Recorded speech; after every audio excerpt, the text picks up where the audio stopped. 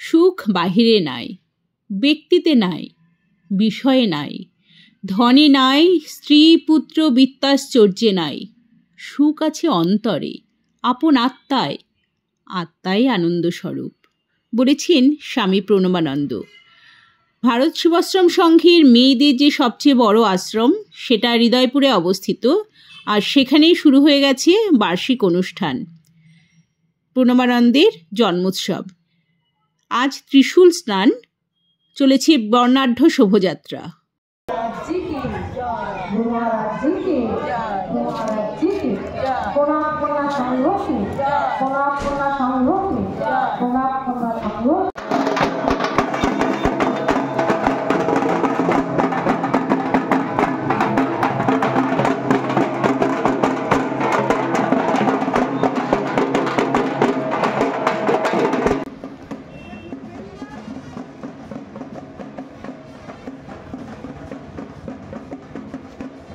পয়লা জানুয়ারি থেকেই শুরু হয়ে গেছে বার্ষিক যে অনুষ্ঠান। আজকেই প্রথম দিন, আজকে ত্রিশূল স্নান থেকে শুরু হবে বাৎসরিক অনুষ্ঠান।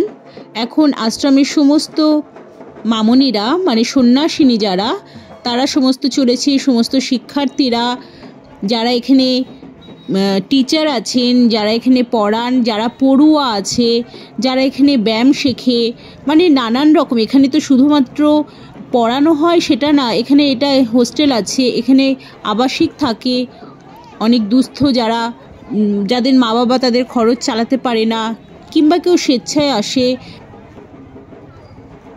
এরকম বহু মেয়ে এখানে আবাসিক হয়ে পড়াশোনা শেখে। অনেকে তার মধ্যে বড় বড় চাকরি পেয়ে চাকরি করতে চলে যায়, আবার অনেকে এখানে সন্ন্যাসী হয়ে এদের মতন করেই জীবন কাটায়। তো এরাই হচ্ছে সেই শিক্ষার্থী। এদের প্রত্যেকের হাতে আছে এক একটা করে জীবনের মূল মন্ত্র, যেটা প্রণবানন্দজি মহারাজ সবাইকে শিখিয়েছেন। আমি খুব গর্বিত যে আমি ছোটবেলায় এই প্রণব কন্যা সংঘে পড়াশোনা করেছি।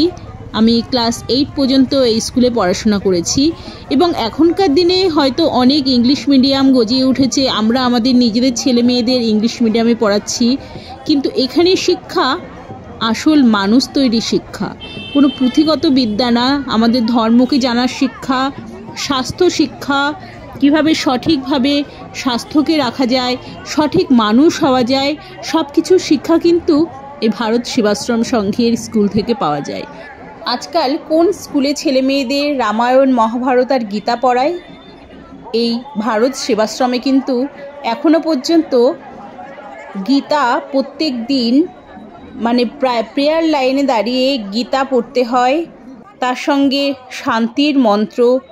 আমার এখনো পর্যন্ত মনে আছে, আমাদের বড় মামনি বলতাম, বাসন্তী মামনি, মানে ভীষণ রাশভারী মানুষ, উনি এসে আমাদের প্রত্যেক দিন প্রেয়ার লাইনে শান্তির মন্ত্র আমাদের প্রথমে পাঠ করাতেন, গীতা পাঠ করাতেন, নামতা, প্রতিদিন প্রেয়ার লাইনে আমরা নামতা পাঠ করতাম। এছাড়া এখানে লাঠি খেলা শেখানো হয়, যোগ ব্যায়াম শেখানো হয়।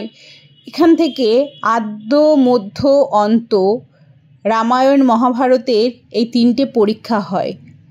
এখানে প্রাইমারি স্কুল আছে, হাই স্কুল আছে, ইংলিশ মিডিয়াম স্কুল আছে। এখানে ব্যায়াম শেখানো হয়, তরোয়াল খেলা, লাঠি খেলা। তো এই 5 দিনের অনুষ্ঠানে ফিরে আসি। 5 দিনের অনুষ্ঠানে নানান রকম ধর্ম আলোচনা হয়, এখানে শরীরচর্চা নিয়ে কথা হয়। আপনারা যদি এখানে কাছাকাছি থাকেন, আপনারা এই অনুষ্ঠানে এসে দেখতে পারেন। আমি এখানে এই অনুষ্ঠান সূচি দিয়ে দিলাম, আর তার সঙ্গে দিয়ে দিলাম এদের এখানে যদি কেউ তাদের বাচ্চাদের ভর্তি করাতে চান, এখানে অ্যাডমিশন ওপেন আছে। বলো গুরু মহারাজ জি কি জয়।